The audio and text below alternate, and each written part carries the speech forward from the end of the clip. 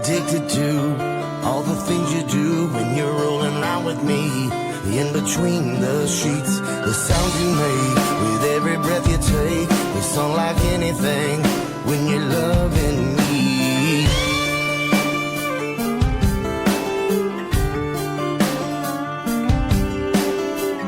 Ooh, girl, let's take it slow. So as for you, well, you know where to go. I wanna take my love and hate you to the end. It's not like you to turn away from all this pressure I can't take, and it's not like me to walk away. I'm so addicted to all the things you do when you're rolling around with me. In between the sheets, the sound you make with every breath you take, it's unlike anything when you're loving me.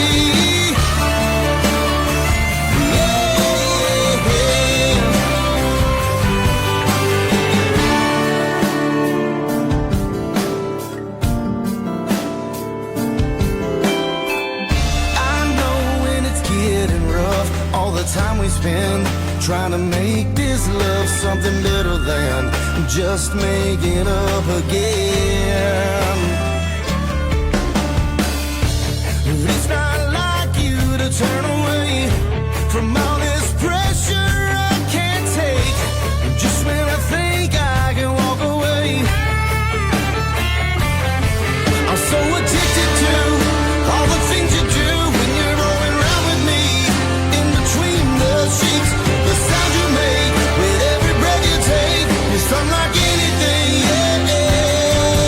I'm so addicted to that thing you do when you're rolling around with me. The sound you make with every breath you take, it's unlike anything when you're loving me. Yeah, when you're loving me.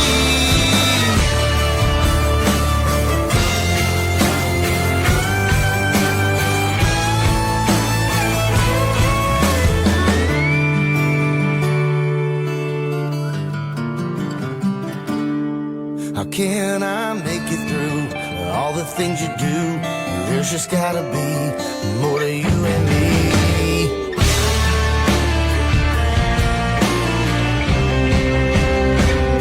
I'm so addicted to all the things you do when you're rolling around with me. In between the sheets, the sound you make with every breath you take, it's unlike anything, it's unlike anything. I'm so addicted to that thing you do when you're rolling around with me. Oh, the sound you make with every breath you take, it's unlike anything. I'm so addicted to you.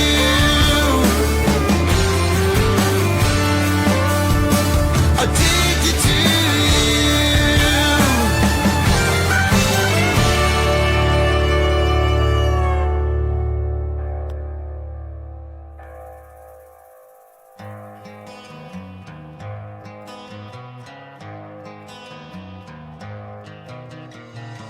I don't listen to direction, I don't follow the rules.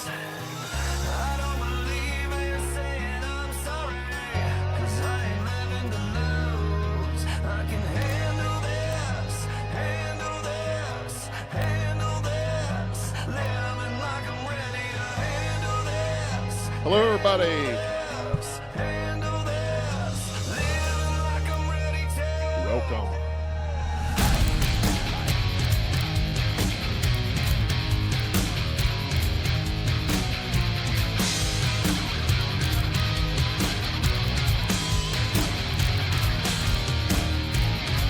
I'm done sleeping with sorrow.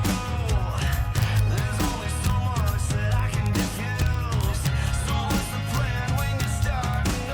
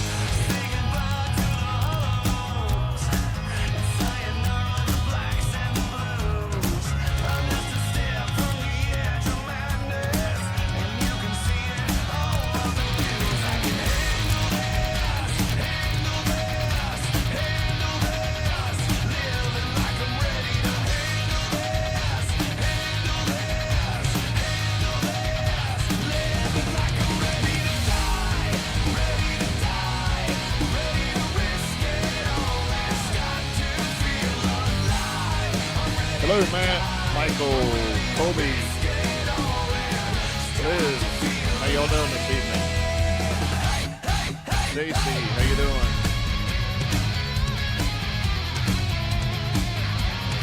Coyote, Doug Flint, how you doing this evening? Doug, Brittany.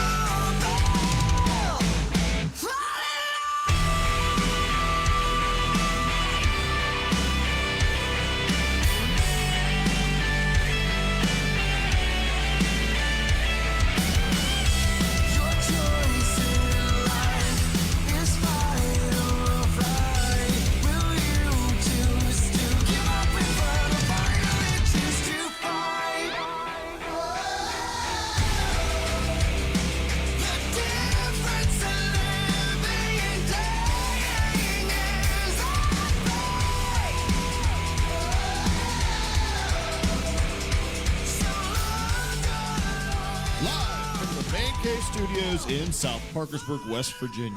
This is Robert's Report, your leader in combat sports and rock music.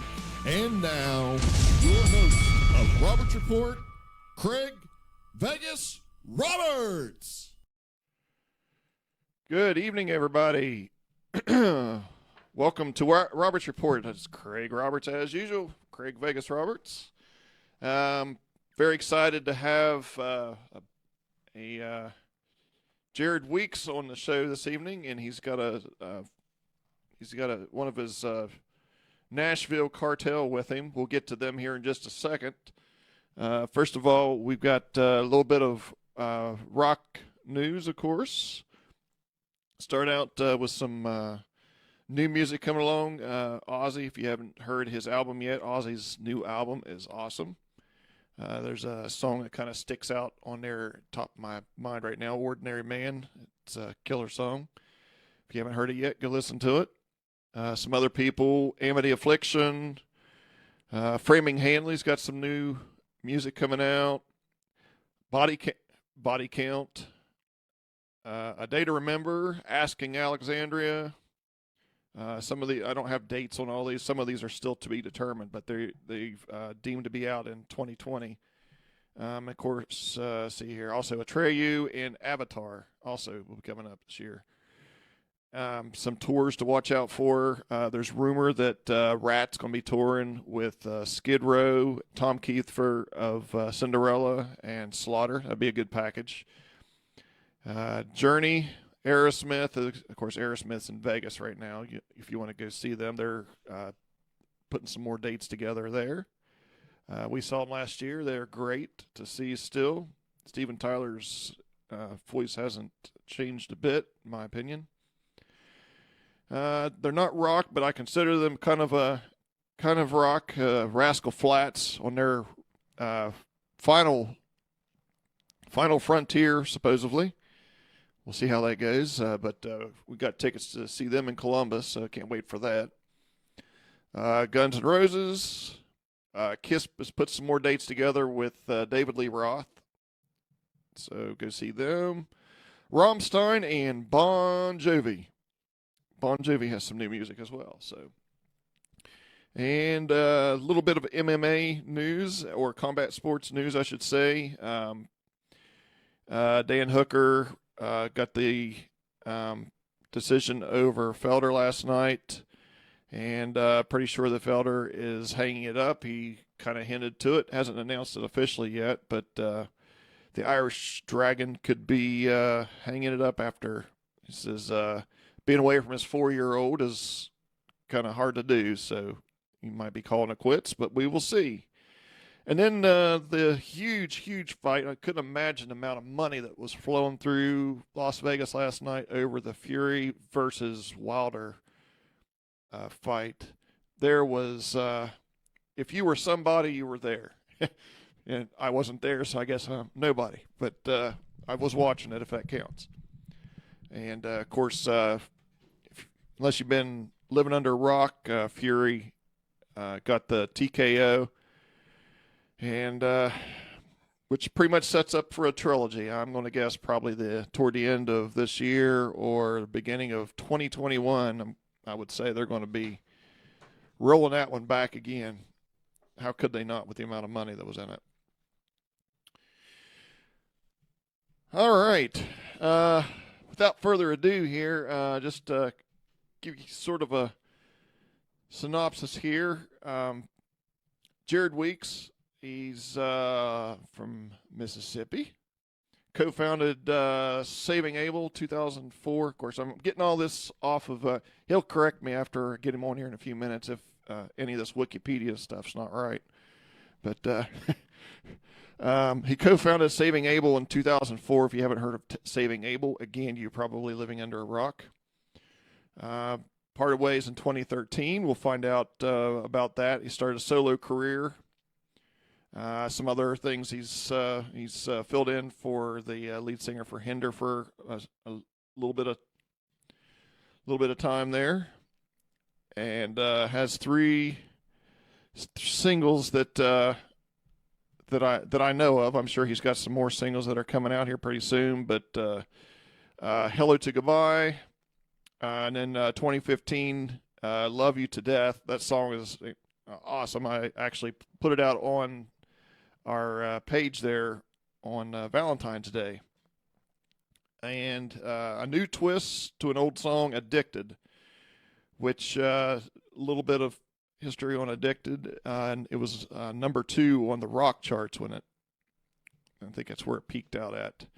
And then the album was like 49 out of 200 on the Billboard charts. And just some more resume here. Some of the songs that Jerod's known for. Sex is Good, which reached number 1. Stupid Girl, Drowning Face Down. Addicted, we just mentioned that. 18 Days, Miss America. And the last one that I do remember is Bringing Down the Giant, which was all of those songs are great songs. If you get a chance, go out there and listen to some of the older Saving Abel songs, you'll hear Jerod's voice because he was all over it.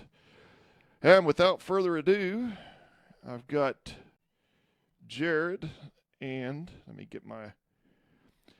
got to get the audio on here, folks. I need a sound guy. You might know a good sound guy. Yeah, well, but your voice, I kind of led up to this interview here with your voice kind of being out there with it's a unique voice. You hear Jerod Weeks, you know Jerod Weeks' voice. You know, you even did a stint there with, well, I mentioned Hinder, but you had a video there not too long ago with a whole slew of artists, and I'm not sure exactly where it was at, but you were covering a Stained. And all the money that we raised that night went to a family in Raleigh, North Carolina, I think. It's for it's for children of fallen heroes, I think is what it was. Veterans and their families. So yeah, we got to go up there and rock out for a little while, which is cool because it's just right down the road, and I got to come home that night and be back in bed pretty soon. He's great in bed. I mean, he's good at sleeping. By the way, this is Bigg Vinny here. He was on the show The Biggest Loser, season 12. lost 211 pounds. He had a band, Trailer Choir, signed with Toby Keith for a while. And we started the Nashville Cartel along with Jerod Blake from season 1 of The Voice. So this is my clique right here, half of it anyway. I'm like 2/3. You're still a big dude, yeah.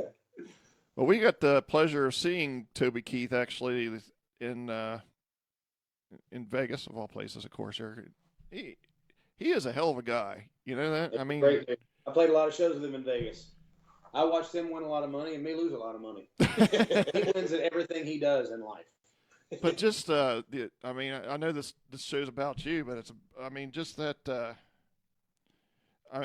things he does for veterans, and of course you all have done your share for veterans as well. But I mean, that's an important Right. That's an important thing, and well, it wouldn't do it if it wasn't something we didn't believe in. But I mean, for me, I grew up in a military family. I had 6 uncles. So oh wow, my grandfather fought in the Korean War. I'm diabetic, so I didn't even try. I weighed 370 pounds, so they wouldn't take me. They wouldn't take Vinny. But I mean, that being said, this year, June 30th through July the 5th, Nashville Cartel. Me and Vinny and Jerod Blake, we're all going to Qatar to play for the troops over there. And I mean, we still do it. I mean, that's how much we believe in it, and that's how much we appreciate what those guys and gals do for us. Yeah, I mean, there's just no amount that we could possibly do for. I mean, I just can't imagine living that life. I couldn't even compare my life to a life like that. But even asking those guys, I mean, it's basically it's like being on tour to an extent with an AK-47 and lots of walkie-talkies. But I mean, you just stay gone from your family all the time, and each day, day in and day out, you're just working. And right. So I did relate with a lot of those guys and gals over there. And I mean, it's a lifestyle that most of us wouldn't even or couldn't even adapt to. And so I think it's really cool, the duty and the service that they give, not just this country, but every single one of us. Right. So I have to ask the question, of course, I'm sure it's on everybody's mind that hasn't been following you, is what made you leave Saving Abel? Oh man, what didn't make me? No, I'm just kidding. But I still love those guys, and I still wish them well. In fact, I will always root for them. But it was one of those times in my life, there was a few years before that, lots of drugs and lots of partying and lots of, and it got to a point where, I just had to grow up a little bit, man. And so at that point I had 2 kids. Now I have 3. But it was a grown up decision. I told you he was good in the bed. Totally. I mean, but just being at the age I was at, we got really lucky on the first time. At 21, they're like, boom, sign with Capitol Records. Here's this awesome lifestyle. So it was just really hard to, looking back on it now. I'm 37 now. So looking back on it now, I see a little young kid, man, that he definitely lived it up at that age. Just not many people, get to experience that side of life, and I think it taught me a lot. And, it was just one of those decisions in my life, some of those guys still like to party and stuff like that at the time. And so I had to get out of there and focus on myself a little bit, and be a dad and be a good husband, come home and work on my own personal life. So, I mean, basically that's what it boiled down to, and those guys quickly got a new guy in there, Scotty, and now they're touring the world. They went to UK, I think, last summer. Right. So, yeah, they are touring the world. But, I still talk with Jason and Scott and Bartlett and all those guys. It was just, that point, that chapter of my life, And yeah. Now we're moving on, basically just, a new chapter, which I'm pretty excited about. Right, yeah. A friend of mine, Brittany Happney's a huge fan of yours too. She's on listening to the interview here tonight. Hi, Brittany. She said she remembers seeing Saving Abel in Parkersburg. Of course, this is the one I was just talking about a little bit ago at Fishbone. Right. Her husband, which at the time was fiance, was deployed, And so it definitely means so much that they go and show so much appreciation to their troops. So it's yeah, it's been kind of cool knowing Brittany and seeing kind of the stuff that she's went through with the whole thing with talking with your husband, or like I said, her fiance through, and you don't know when you're going to talk to them. I mean, it's right. Just things like You don't that. necessarily know where they are either. Right. I mean, Yeah. you know, Yeah. Exactly. It really is something that that it comes from my heart. An appreciation like that. I mean, and with the Saving Abel and the rest of those guys as well. I mean, we named our second album. We dedicated it to the troops. It was called Right. Miss America. And I mean, it's just something that we all, we're very serious about, and we still are. And so that's why we get to, continue to go over there. I mean, I don't care if I'm famous or popular for the rest of my life. Another day, the rest of my life, I still feel like if it's something that I could do for those folks is go over there and play music, then that's all I'd have, and that's what I do. Yes. And now, Vinny, you play guitar, right? Is that what you said you do? Yeah, he does. But yes, he does play guitar. But I've seen this man. He's more of a what would you say? Entertainer. Hey, have you ever seen a 300-pound man do the worm? I have, and it's a sight to see. Yeah, I dance, sing, play a little bit of guitar, writer. I wouldn't call myself a guitar player. When you live in Nashville, there's so many phenomenal guitar players. You're like, yeah, I mean, I strum on it and I know some chords. You could definitely play Wonderwall at a party. I could play Wonderwall. So, Jerod, C, C, D, E minor, A minor, I'm good. So you guys now live in Nashville? Then? Is that what you live in Nashville, or you still live right here in Nashville? Cool. Franklin, Tennessee. Basically, I live basically downtown on Main Street in Franklin. Oh, okay. Which is 14 miles from Broadway in Nashville. Yes. So I'm probably, I'm 14 miles from there. So you're that's kind of the East Coast Vegas, right? Yeah, totally. Exactly. Thank God for all the traffic. Love traffic. Every morning, love traffic. So would you say you're gearing more towards? I kind of get a Southern rock kind of feeling out of your body. I'm glad you sort of worded it that way because, and I heard you say this. You were introducing me before. Like I am from Mississippi, so when Saving Abel released Addicted and all that, like we released it in the alternative rock type era, and that's exactly where it caught on. And at that point, it sort of set the precedent of Saving Abel's this type of rock band. And I mean, we were young and green, and we did try to follow those types of, I guess we call it a prototype, or you usually work with the formula that worked before. So what I'm trying to gear towards now is what I've always been. I grew up listening, Johnny Cash, Hank Williams. My dad would play Hank Williams every Saturday when he was cleaning the house. But also the 90s country with Clay Walker and Garth Brooks. Garth Brooks rules. I love Garth Brooks. Oh, yeah. Travis Tritt. Yeah. Gee, Randy Travis Tritt. Toby Keith Urban. No, but I mean, yeah, I'm back towards my roots. I'm back to more where I feel comfortable. There's no pressure here. I mean, I'm just making music that comes out the way it comes out. I'm not trying to sound this way or that way. Now, keep in mind we are in Nashville. So there is a fiddle in the band. So a lot of the songs I've got coming out has a fiddle in there. Steel. Yeah, there's a fiddle in Kansas too. Say what? There's a fiddle in the band Kansas too. So there you have it. In fact, my first show I've ever went to ever in my life, I was 11 years old, South of Mississippi, and it was to see Neil McCoy, and he was opening up for Alabama. So that was the first show I ever got to see in my life. Neil McCoy puts on a show. He does, man. All you got to do is give him that wank.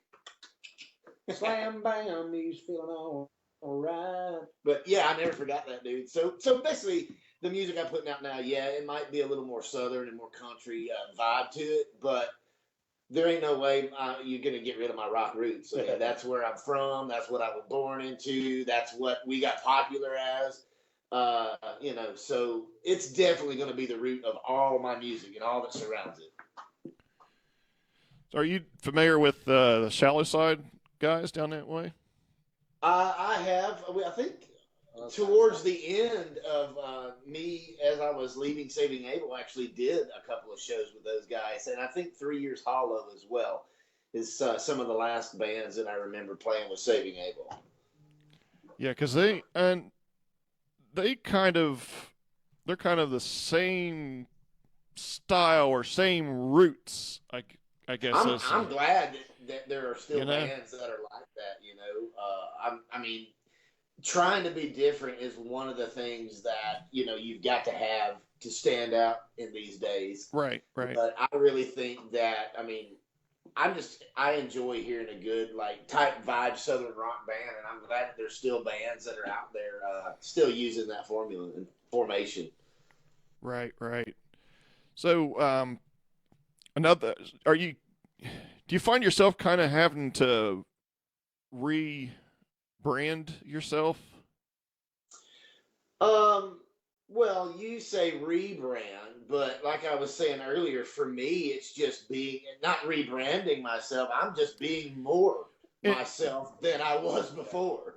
and I'm not sure I actually said that the way I meant it. I guess I mean. I get what you're saying, though. Yeah, I feel like I'm being more myself and who I am as a person now. Even as growing up, I'm just saying, I'm not out of my element here, especially in the country vibe and the Southern rock and roll root. You're not Donnie. I'm not Donnie Osmond. No, you're not out of your element, Donnie. You're not out of your element, Donnie. Well, a little bit country, a little bit rock and roll. I'm a little bit country. I'm a little bit rock and roll. We know. So yeah, I mean, it makes me happier. I'm more of a joy to be around now. I get to be more myself and play my music, and people like it, and that's great. If they don't, then I'll just keep putting more music out there. They don't like it, they're wrong. You don't like it, you're wrong. Yeah, like Aaron Lewis is an example of somebody that kind of did something similar to what. Absolutely. And I bought it when it first came out. I mean, I love it. I think it's awesome. I'd like to arm wrestle Aaron Lewis. So if you got any connection, tell him Bigg Vinny wants to arm wrestle him. I want to see it. Maybe this dude. Maybe I should be asking you with the connections. You need to get Aaron Lewis on here for me. Hey, this dude's such a rock star. Aaron Lewis was such a rock star. He came into country music and then started telling everybody in country music they weren't country enough. I was like, what are you talking about? You came from the rock world, bro. Yeah. He started trying to fight Luke Bryan. He didn't really try to fight No way. Luke Bryan. No, he didn't try to fight he just kept saying he didn't like bro country. It's just kind of funny. I was like, well, I loved you and Stained, and I also love you now. And can we hang out? And can we hang out? he didn't hang out with me. But. Between him and Kid Rock, I mean, Yeah, I love me some Kid Rock. Kid Rock, you can always go down and hang out with him. He's at his bar quite a bit. Yeah. Always making headlines while he's down there. He was in the last parade they had on Lee. He was at the last Leaper's Fork. They did a parade, man. I think my wife caught a T-shirt that says "Kid Rock for Mayor, Leaper's Fork." Yeah. That's people were laughing.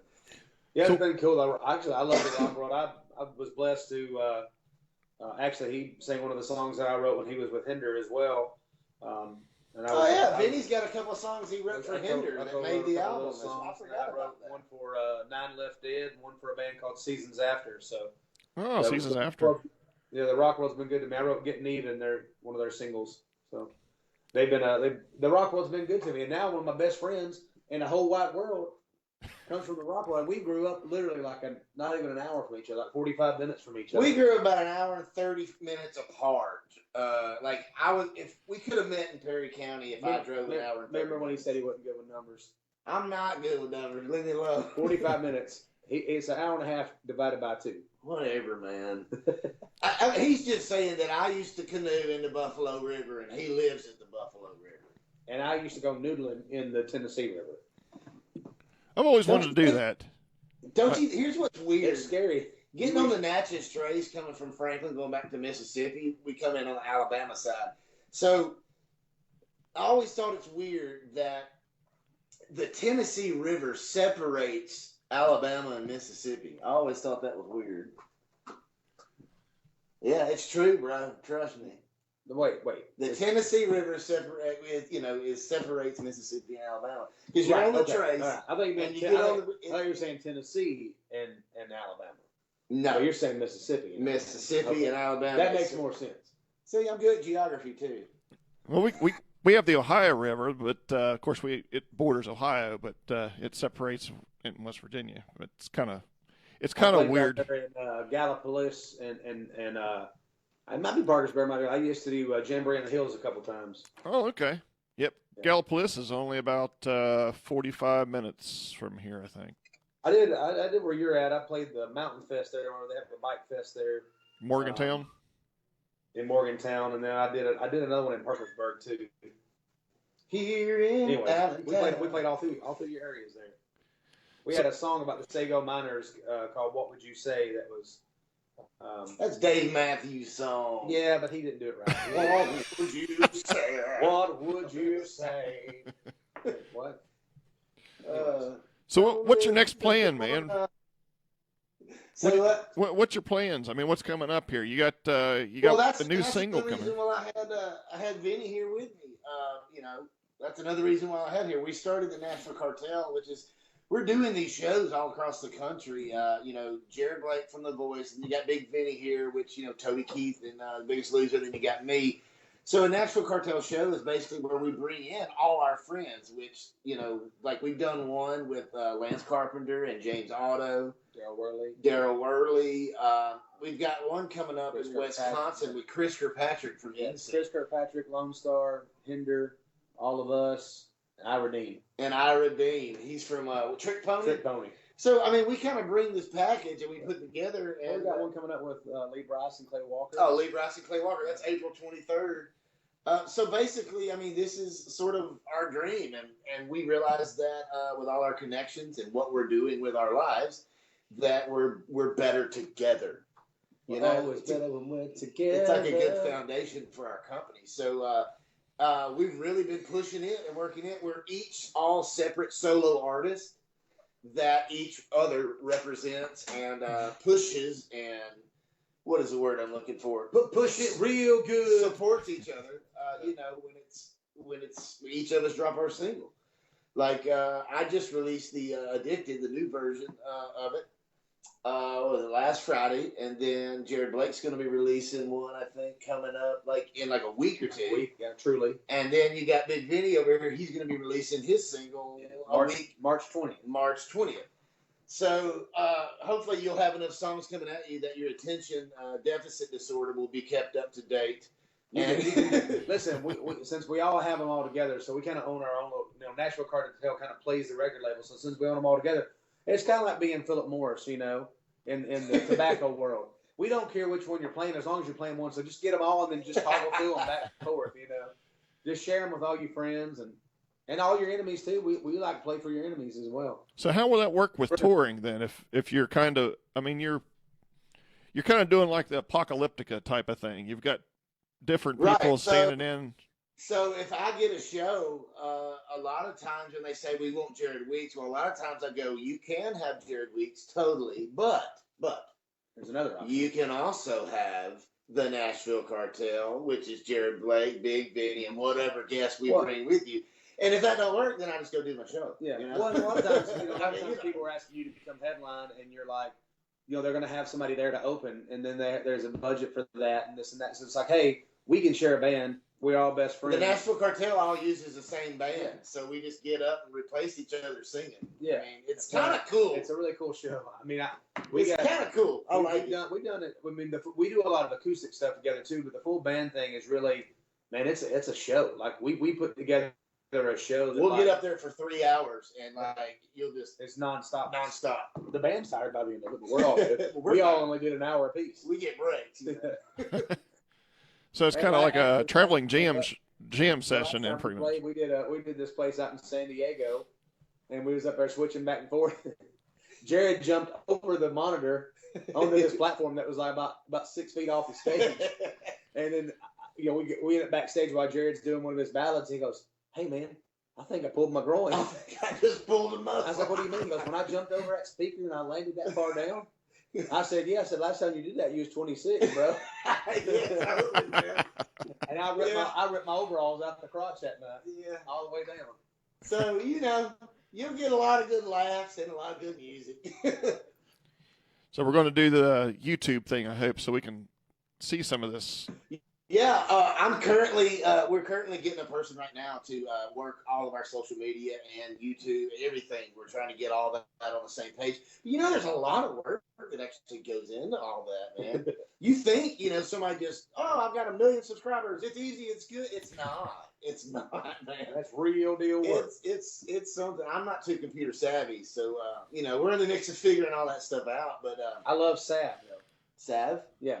My granny put salve on everything. It'd heal anything. What's salve? I don't know. It was just stuff she had in this little container, and you get something on bruise, she'd pull out some salve and rub it on your boo boo. That's like that water bottle with water in it that we call Monster Spray. Yeah, oh yeah. It keeps the monsters away. Yeah. Michael Jordan super secret stuff. Yeah, super secret stuff. Well, just the whole branding thing, like I mentioned, and giving people a reason to listen to you, to want to listen to you, is a challenge. Yeah, well, yeah. I mean, and that's another reason that our fan base, my fan base too. I mean, I look at my fans as friends. I like to get personal. I like to talk to people. Like, I know, like, if you were to message me on Facebook, an automated response comes up. Obviously, because there's a lot of people wanting to message me or whatever. But right. I always used to go back and I message those people back so they know that they're talking to me personally. He takes it all the way back to how it was on MySpace when you could. Man, I'm MySpace is up. That's how I do it. I'm just saying, like MySpace, you had friends, But I mean, really though, we treat our fans like friends. So I mean, and people appreciate that. Yes. People, have that experience and they're like, well, no, I'm definitely going to respond to this, or I'm definitely going to purchase this, because I like his music, and he's also a really down to earth, super cool human being, which we really are. That's not some front that we put on. I think for me, it was one of the first things when we first started touring together. I didn't know what to expect. I knew we had this multi-platinum selling artist coming out on tour with us. Sleeping on murder matches stuff, and we're all kind of in the mindset. We're like, hey, look, we can all just share one room, and all this stuff. But this dude was willing to sleep on the worst beds and the worst stuff, and didn't even care, because a lot of times when we travel to places, there's times you travel to places that don't have. I mean, we literally stayed in this hotel. It was 110 years old. It was an old school bed and breakfast, and he was the first one to say, hey man, y'all pick your rooms first, and I'll do this. And I thought that was pretty cool, because way bigger star than me and Jerod had ever got to that point. But he's always been so humble and nice to everybody. And literally, we'll be out a lot of times and people will see him and they're like, dude, I know who you are. We had this girl on our show one time. We're playing on this cruise ship. Oh, yeah. I'm sitting there singing and playing a song. I'm sitting there listening to it. This girl comes up. She grabs me. Hey, that's Jerod effing Weeks. She's like, oh, my God. You know who he is? I'm sitting on stage with him. I'm telling him. And she grabs him, hey. And I'm like, hey, yep, I'm working here. Hi. She's like, you're Jerod Weeks. Do you know you're Jerod Weeks? And he was so nice to her. And then he kind of pondered off him. He's like, yeah, go talk to Bigg Vinny. And he starts saying something. And then he goes back to singing his song. And then she sits there the whole time. She's like, you're great, but that's Jerod Weeks. And then she has that like red wine breath, that's in your face. It's weird. Yeah. But it was just cool. Like, he was so nice to her. And I think everybody in there wanted to kick her, except for he let it go, and he just handled it the right way. So. And now I owe him about $5 for each compliment he just gave me. So here's your money, Vinny. There you go. Thank you. No, that's why I have him on the show with me, man. No, I heard I got to eat some matzo ball soup. That's what I came over for. Now, I'm sure you probably got some stories, though, when you first got started of, sleeping in cars and, just the way the normal... Hey, with the way we set it up when we were in that 15-passenger van, I usually was underneath a seat, like using an empty Jack Daniels bottle as a pillow. Which, at my age now, looking back on that, I don't know how I survived that. It was crazy. You put 6 dudes in a van that live in a van down by the river. It's just the smells alone are just an awful. But we were young, had a lot of motivation, and things were happening. Awful, bro. So you were how old then when you got your first deal? I signed my record deal when I was about 23 years old. I mean, we got really lucky. Put in like tons and tons of years of trying to make it. I mean, we did like years spend time writing the songs, learning them on guitar, Jason and I, and presenting them to people. And but once we had Addicted, and Skid had it recorded.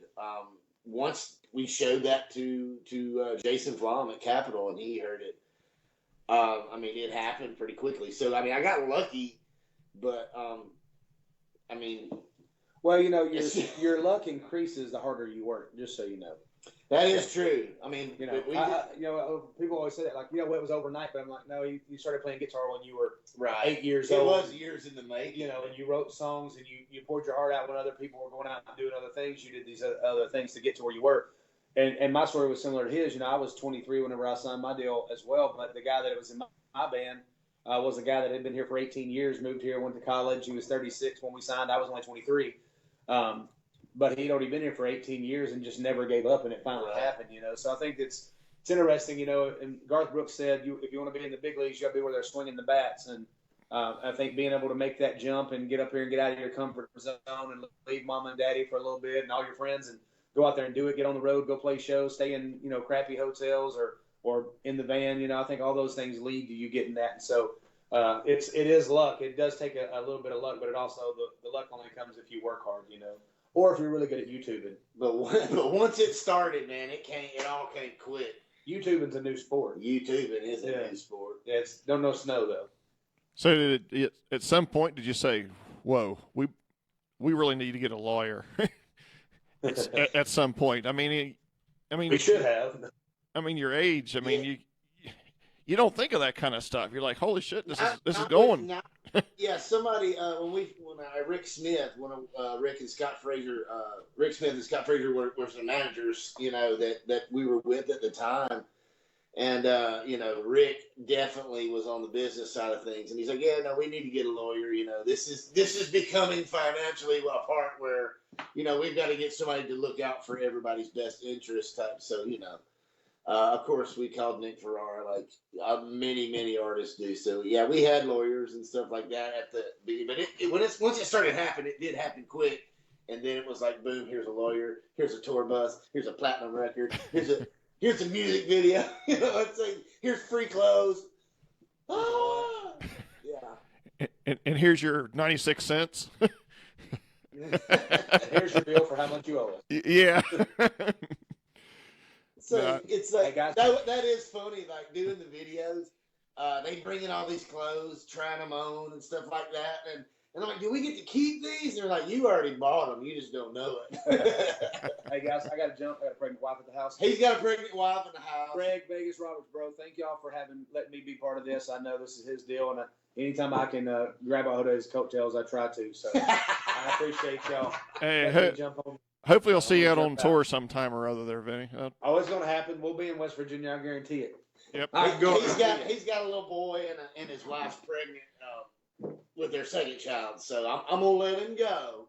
Hey, life happens, man. That's we're all adults at this point in our life, right? So I mean, I'm at home right now, and I got my kids upstairs. I'm like, don't come downstairs, Daddy's working. So, are there any of your other songs that you're going to be redoing, or is that kind of? Well, I think that's going to be it. That was actually my wife's idea, but I just felt like since I was going to sort of be bringing, like, you're talking about relabeling myself and stuff like that. Like, some of the music's going to be a little bit different, more familiar than different, but, than just Saving Abel. And taking that song that, I was, wrote and did so well for us, kind of added a little bit more of myself into it as far as the vibe goes. And it's just one of those things, like, I'm going to be bringing, it's kind of a cushion, if you want to just say, like, hey, you guys are familiar with this song. Here's a new version of it. And then next month, bam, here's my first single. It's called Brand New Me. So it's, the marketing and all that stuff, but it's actually kind of true. The story of how all this came about. And, that's when I say it's part of a Brand New Me series. these are the next songs. Every month I'm going to be releasing a new song, or at least trying to. I may be off a month or two, but every single month, bam, here's another single. Bam, here's another single. Which is why I love living in Nashville. I still work with Skid, who did all of Saving Abel's albums, and he's 30 minutes away. I get a song idea, and I can drive over there, like, get it done. Yeah, the guitar in the start of your new version, I really like the yeah, that's Skid. That's all Skid, man. Yeah, that's pretty awesome. So, let's see. I had a question. I just lost it. That happens to me all the time. Seriously, it's happened on this interview. I'm just good at playing it all. No, but so around this. I know what it was. So I noticed in the Addicted, and the newer version, instead of saying bullshit. Oh yeah, you said pressure. Is that just for radio, or are you actually changing it? Well, actually, the story about that. It was so funny to me back in the day with Saving Abel. They were like, "Well, we need a radio version of Addicted," and I'm literally like, "What?" So back then we came up with all the positions that we take, and stuff like that. Yeah.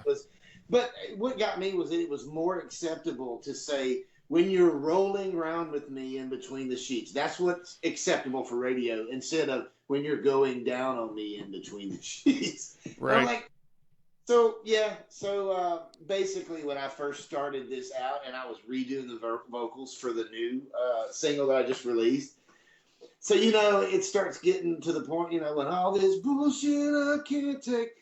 Well, singing that with that track, I was just like, man, I think it sounds a little dirty. Like, so, and of course, if I'm going to be trying to get it played on some of these radio stations, I do have the other version, but I just thought it better when we release it in order for it to be played everywhere. One of those lessons I learned back in the day with Addicted Saving Abel. So I went ahead and recorded both versions, but I'm just releasing the radio version. So probably later on, if you want the explicit version, it'll be put up and you can choose which ones you want to buy or listen to. But, at the start, I did the radio version.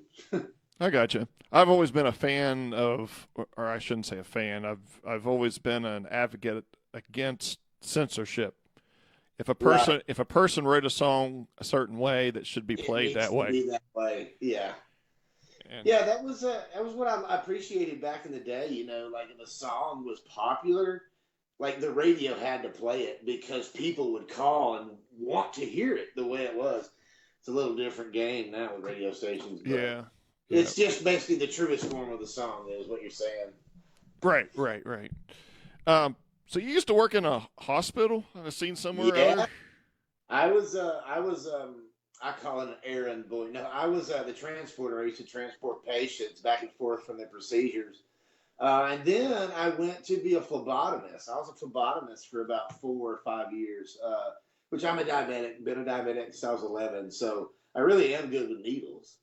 You just don't need to tell a patient that walking in the room. I'm really good with needles. Why are you saying that? Now, so I did phlebotomy for a while, drew people's blood. That's a job you don't get a lot of thank yous for. But, who likes to be stuck with a needle? But that was like when I wrote Addicted. So I wrote the lyrics down or whatever, like the story goes that I put, on a prescription pad that I found at a nurse's station. I wrote the lyrics down. And I brought it to Skid. We did the song. So as it started getting bigger, Addicted, I was still a phlebotomist, but I already knew, like, there was just something about it. I was like, okay, well, you kind of need to step down. So I went as a transporter, I went to phlebotomy, and then I exited out of the hospital just being a courier. So I kind of slid out the back door and, went on to sign a record deal. So, but it was cool. Yeah, I worked at a hospital for probably about 8 years or so. Maybe 7. So I guess you kind of did the hospital thing and then kind of the bar scene on the weekends then? Was that the... Well, when we first got started, actually, while I was doing the hospital thing, I was doing the bar scene on the weekends too. I mean, a lot of work went into it. But, you know, when I say I was lucky, it's things like that I was talking about. You know, once addicted hit, as soon as I quit my job at the hospital, like it didn't take it didn't take too much longer till I was in a van traveling the country being paid to do these gigs. You know, whereas a lot of people have to do bar scenes nightly, daily, weekend, years and years and years of that. And some of them still never make it, you know, and that's why they're such talented musicians that nobody will never hear. But so we kind of got it lucky. We surpassed all that by a certain amount, and immediately started doing what we were doing, traveling around the country at that point. And then I read somewhere or other that you spend a lot of time in children's hospitals, going and visiting with children. Well, we did that with the USO at Walter Reed there in D.C., but we did go see the children as well when we were there. But also when I lived in Atlanta, that's where my wife, well, my girlfriend at the time, I guess, fiance. Right. But I lived with her in Atlanta. We got married in Atlanta. But I went and did a few of the radio stations I was just looking at this today, actually, and it's the Ryan Seacrest Foundation. I would do these children's hospitals, and I don't know if you guys know a lot about that, but Ryan Seacrest has a radio station. Let's see. Oh, it's called The Voice. It's from the Ryan Seacrest Foundation. It's the Broadcast Media Center. I did that in Atlanta when we were there, and I got to hang out with Ryan Seacrest's mom. She's really cool. But going and doing that and seeing these kids, I mean, I did that. It's almost the same reason I do the things for the troops, because it comes from the heart. I mean, I was 11 years old when I got diagnosed with type 1 diabetes. So, I was at it's probably St. Jude or Le Bonheur. I was at Le Bonheur in Memphis for about 2 weeks. So I definitely know, especially with kids who are going in there facing bigger types of, surgeries and stuff like that and problems. I know what it's like to be a kid at the hospital for weeks on end, with not a lot to do and being confused and scared and frustrated, with all the procedures and testings and surgeries. So when I do things like that, and like I used to do, and I haven't done any children's hospitals in probably a year or so. You got me thinking I need to get back on that. But that's one of the reasons I would do stuff like that, because I've been in those places when I was a kid, and of course I worked in a hospital. I saw a lot of that stuff working in a hospital. It's just my personal belief in life. Like whatever gift you have, it's not yours to keep. Like whatever you have to make people feel better, you need to use it, and not just for yourself, for other people. And, that in itself, is a blessing in reverse almost, Usually you go into these kids and you talk to them, and it's really hard to see some of them in their current state. But just a smile or something like that, it just does so much for me as well. And right.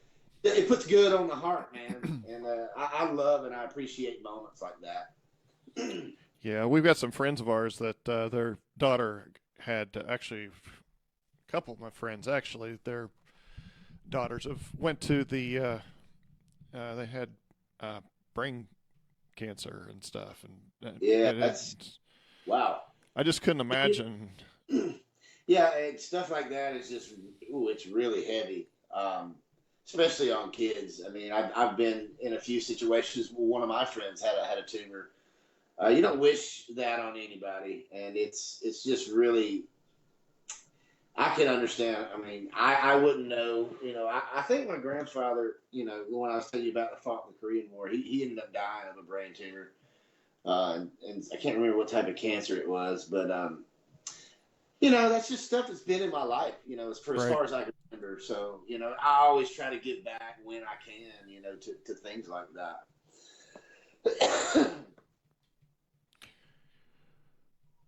Well, one thing I have to say is I really like how down to earth you are. I mean, it might be hard to say, but from a person that's been a fan, and you mentioned earlier about just talking to a person and kind of relating down to your fans' level. On a personal level, yeah. I mean, to be honest with you, that's really that's the only way I know how to be. But there's so many that are not. There is so many that are not, and I don't get it. I know exactly what you're talking about because I've met people like that were my hero. Well, I mean, to an extent, my hero in the musical world, right? And meeting them, and I was just like, oh man, you. So I know what it's like to be disappointed, on that level as well. But I think you'd be able to tell it if I just would. I don't look right acting like cocky and arrogant, and so I mean I'm just me. I mean I make a million dad jokes a day. You might, if you hear them once, you'll think I'm funny. But can you imagine my wife? She's heard them all. They're not funny anymore. But I mean, that's just who I am, and that's something I'm proud of. I consider it a quality, Yeah, but I just don't get it. Like you said, it's the biggest disappointment to find out that they're, I find out mostly a lot of it has to do with ego and pride. And sometimes, when you meet your heroes or whoever it is, sometimes they just have a bad day too. I will say that. The person I'm actually talking about, I'm not going to say their name, but when I met him, I was like, you were way cooler in my head. And then, seriously, years down the road, seeing them at an airport and saying hey to them again, and I just got a completely different, and I was like, whoa, okay. Well, I'm glad that they're not that way anymore. It makes me feel better. Right. So, but yeah, I think a lot of it has to do with ego and pride. But, come on. No one's better than anybody else. Get over it. Right. And if it wasn't for people like me or anybody under that, without them buying tickets or buying your music or listening to it, it wouldn't even be a thing for them. Like, I get it. I get it. Yeah. It wouldn't even be a thing for them. But yet they, everybody's different. That's all I can say. Yeah, I appreciate it. So Well, thanks, man. I appreciate you, man. Thanks for having me. I appreciate that. So you got more music coming along? Do you have some that you're planning on putting on an album or? Well, see, and that's part of the Nashville cartel, like right, this whole right. we got going. You know what? I'm not going to put my opinion about what we're doing because we've got a really good idea, and I'm not just going to give it to the world. That's cool. So there's some things that I won't, can't address or whatever. But if you think about it, in this day and age, just saying, in this day and age that we're living with, the millennials, as I guess you could call it or whatnot, not a lot of people go to Walmart to buy an actual album anymore. Right. It's all about streaming and stuff. I personally think in the next few years, they already stopped putting CD players in cars. Like I've got a car right now that doesn't have a CD player, and I've looked for it everywhere, even in the glove box. Right. So basically, you're going to end up having Alexa in your car, or stuff like that. So so what's radio going to do then? And it's just a whole different. We're in a different level of things. Yeah, I get it. And everybody's attention span's a little shorter in this day of entertainment and news and overwhelming information out on the internet. So it's kind of, sort of a game plan where we just come in every single month with something different song. Here you go. That way you can stream and you can buy it, you can stream it, you can do whatever you want. And sort of when I get through, I've got about 6 or 7 songs currently right now finished. So for the next 6 or 7 months, you're going to be getting these songs. And towards the end of it, I'll put them all on as a package, and if you want to buy it, then you can or not or whatever. But that's sort of just a taste of the idea that we're kind of going to. No, I think that's a smart way of doing this era. You be a little different to figure out these things because these are things that are coming, like right. Streaming. It's coming. It's already here, but it's you might as well embrace it, right? Yeah. I wish Spotify paid me like radio did, though. I tell you that.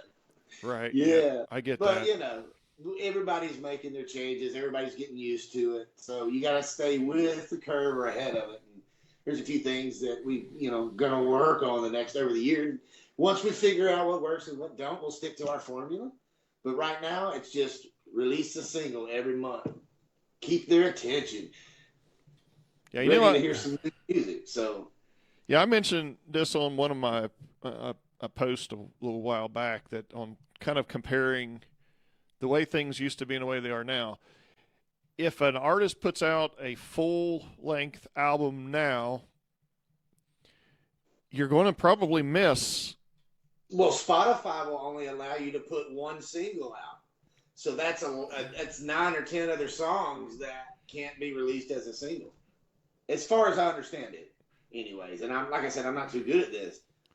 Well, you're going to miss songs that may not make it to mainstream that are awesome songs. Absolutely, and you're 100% correct on that. So we're trying to figure out our way. I'm trying to navigate our way through this right now. It's like I said, there's a lot of work that goes into the YouTube and the streaming. And, I was talking about radio earlier. Like, back in the day, if it was popular, it had to be played. Yeah. And I noticed when I was, when I was out on the Nickelback run, I was with those guys for over a year. Or maybe just a year, whatever. But I could even tell then the radio game and how it was changing. It's more like, what have you done for me lately? A lot of people at stations are like that at that time period. And now that you look at it, a lot of these radio stations are getting dropped off, or they're all Clear Channel or iHeartRadio. And, you're seeing a lot of change. Right. And you as the consumer and the listener and the buyer, I just want to be able to keep providing. So with the more support I get, that gives me the opportunity to release a song every single month. I mean, so we're just trying it out. We'll figure out. We could be 100% completely wrong.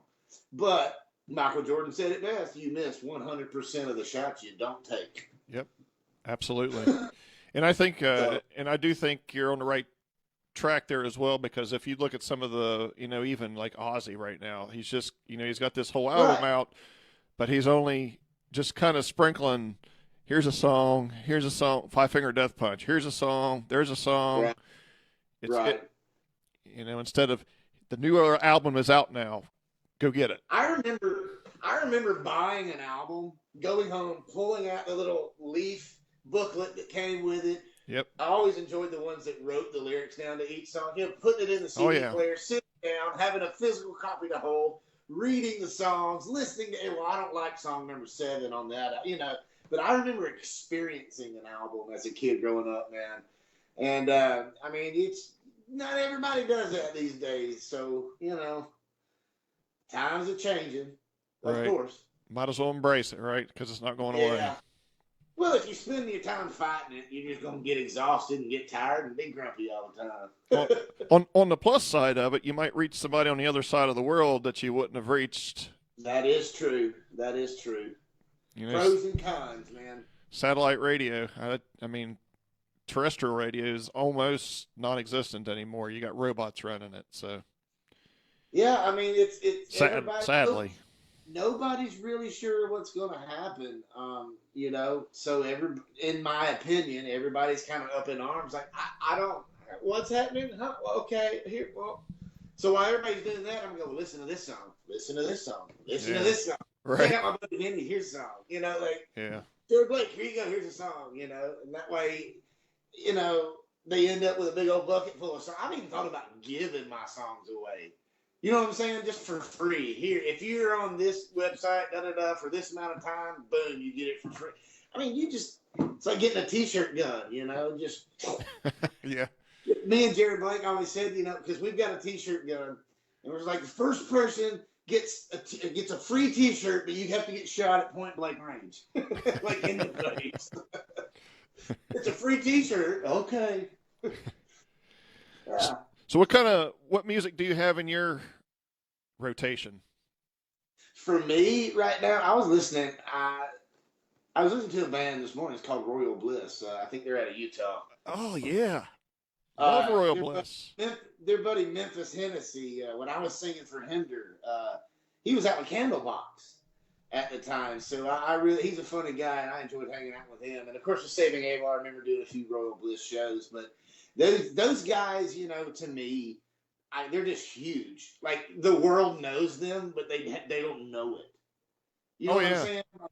I mean, it's ridiculous how much hard work that band puts in. But I keep up with them on Facebook. But I see all the stuff that they're doing, and I just think, and they have so much fun, dude. I'm just a fan, like, of those guys, their operations, how they handle things. They're always having a good time. But that being said, mainly, let's see, yesterday on my exercise, I listened to the Sound of Madness album by Shinedown. I revisited that album because that's one of my favorite Shinedown albums. And then I switched to the Attention Tension album. I also listened to the Seasons album by Seven Dust. That's been a big one for me. That's one of my favorite albums they did. And I know a lot of people say that that's the radio album, blah, blah, blah. Like, fine, it's their radio album. I'm a fan of Black and Waffle and all that, but their radio album is awesome, if that's what you want to call it. The harmonies, the songs, dude, they're amazing. So that's sort of been my kick lately. I keep exercising, and I find the up-tempo bands that I like, and those two, along with Blackstone Cherry, I listened to them day before yesterday. So what's your opinion? I mean, we don't want to down anybody, but and I say this with every artist I have on. What's your opinion with the music that is coming out now versus, you know, who's going to be our Kiss, our Led Zeppelins, our whatever 30 years from now? I think you're referring to the rock music category, right? Right. Yes. Let's. Okay. Well, I do have an opinion on this.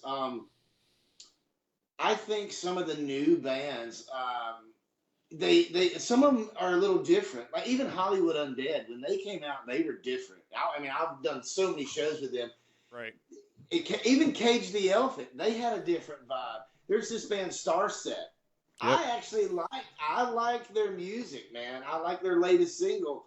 But you could tell like the technicality of the band in itself, even how they present themselves, what they wear on stage and stuff. I mean, they're stepping up their game. And, you know, you either hit or miss. And, I mean, I think they're hitting really well. And, I mean, that's what you got to do, you know, in order to get ahead and keep going and putting out the, you know, killer songs.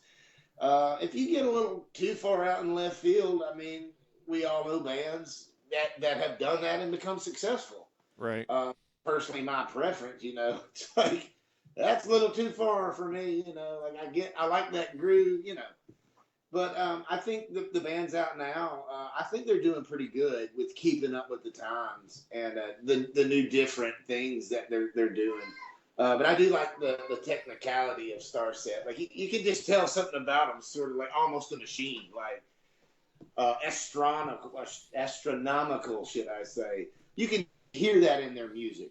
Right. And I really appreciate stuff. Even if you haven't seen them, if you hear their music, you get that vibe, and I think that's something cool. So I think the bands are actually doing all right, you know, stepping up and maintaining the level that the roof, putting it on the roof, you know, where we're at right now in rock music. To me, I mean, I heard Default this morning. You remember Default? Dude, Dallas Smith. He's a country singer now too. Like, but I listened to them this morning as well, and like they were just a raw, crunchy band. You know, no really big special effects or nothing. They were huge, and then you know now you got Starset coming out, and I think they're doing all right. They're holding their own, doing really good things. Yep, they were just a small Columbus, Ohio band. Yeah, I remember the first time I saw them. It was like right when I was getting out of Saving Abel, and I was like, "Whoa, what are they wearing? What is that?" Space helmets and backpacks. Yeah. But And that then, Motionless in White band, I haven't heard a lot of their music, but they've got that thing going on too. You know, that vibe. You're like, wow, they're definitely different. Cool. The new Alice Coopers, right? Dude, Alice Cooper's awesome. You know, I think it was this little video clip. He was talking about how did you come up with Alice Cooper? He's more theatric. I mean, that's just awesome. But he was talking about how like he was reading the Bible, and in the Bible there was all these villains. There was only villains, talking about the devil being a villain. And he's like, music needs something like that. He's like, so he tried to create the villain type, setup that he had, and he man, perfectly put it on and put it in the show, made it. It's just amazing. Yeah, it must have been why him and Rob Zombie got along Dude, so well. Dude, love it. He's got good movies too. All his movies are insane. You got to wonder what's going on in his mind. I think I don't know how far I'd get. I'd probably leave on that. It's like that movie with Jennifer Lopez, The Cell. When they get inside that dude's mind, it's probably that weird. Well, Jerod, I appreciate you taking the time and being on the show here. And those out there listening, make sure you watch out for Nashville Cartel and Jerod Weeks and what they're going to be putting out here in the future. I look forward to it.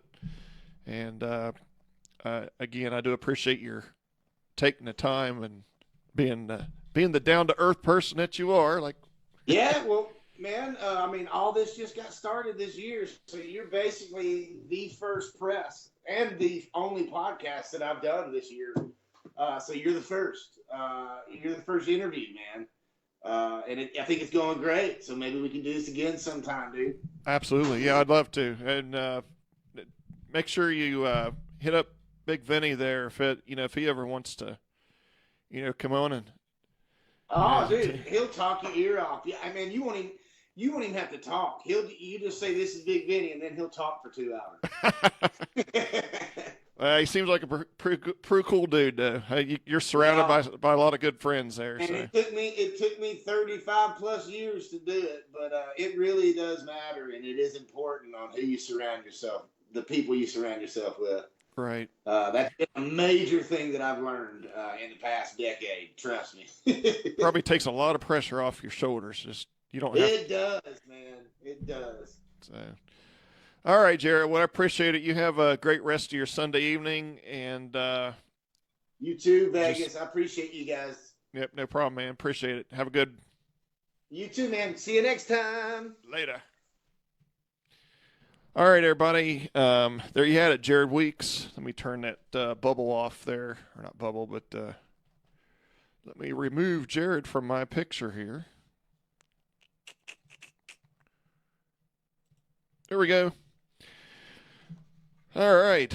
So a lot of good stuff happening there for Jerod and the Nashville Cartel. I can't wait to hear some more of what they got to offer there. Sounds like we all have to kind of stay tuned just to see what happens, and that's pretty cool. All right.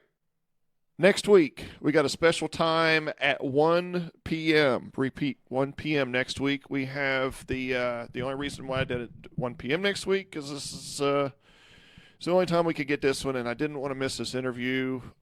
Let me bring it up here.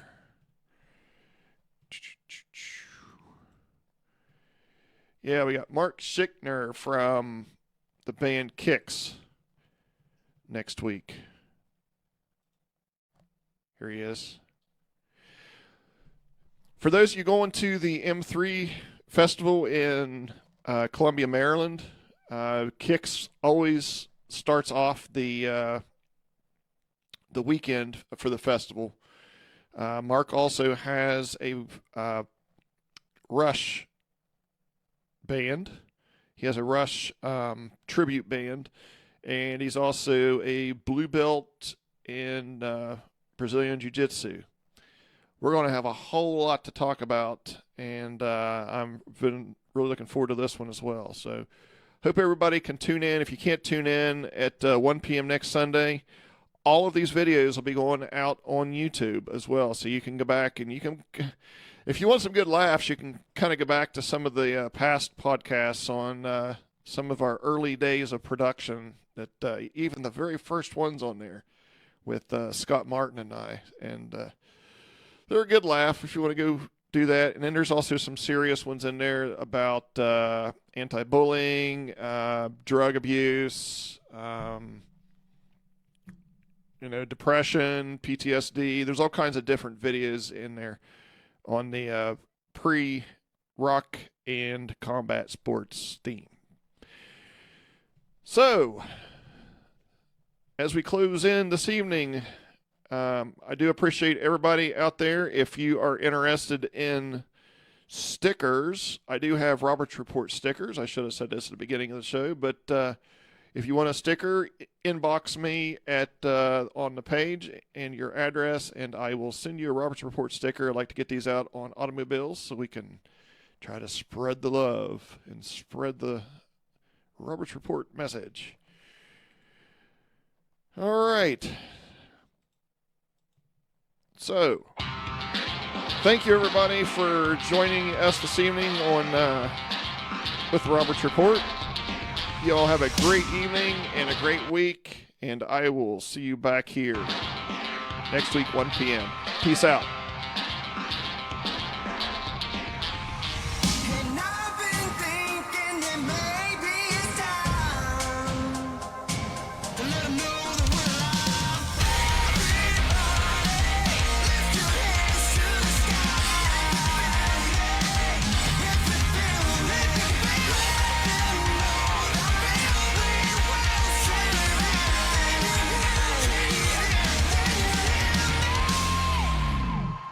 Have a great evening, everybody. Peace out.